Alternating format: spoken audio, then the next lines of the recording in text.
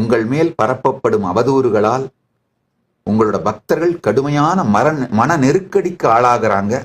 உங்களோட பக்தர்களுக்கு என்ன சொல்ல விரும்புறீங்கன்னு ராஜவேல் நாகராஜன் கேக்குறீங்க. யா,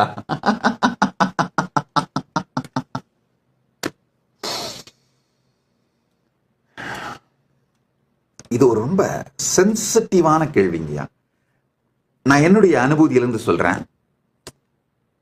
பல பேர் என்னென்னவோ அவதூறு பண்ணுவாங்க, என்னை பண்றாங்க.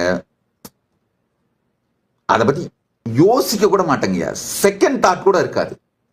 ஆனால் நாம் யார் என்று, நாம ஒரு கொள்கை, நாம ரெப்ரசன்ட் பண்ற அந்த தத்துவத்தை, அந்த கொள்கையை நாம செரிஷ் பண்ற, நம்முடைய உயிரினும் மேலான, வாழ்க்கையை விட மேலாக, உயிரை விட மேலாக நமக்குள் உயிர்ப்பை அளிக்கின்ற அந்த சத்தியத்தை, தத்துவத்தை, அதை யாராவது ஹட் பண்ணும் பொழுது ஒரு வினாடி சுதாரிக்கின்ற கஷ்டத்தை அறிவேன். அதனால் என் பக்தர்கள் உள்ளாகும் மன நெருக்கடியை பற்றி அறிவேன். உண்மையில் நான் எப்படி நாம் ஆர்க்குங்குடியல்லோம் நமனையஞ்சோம் அப்படிங்கிற தெளிவோடு இருக்கின்றேனோ, என் பக்தர்களும் அந்த தெளிவோடு தான் இருக்கின்றார்கள்.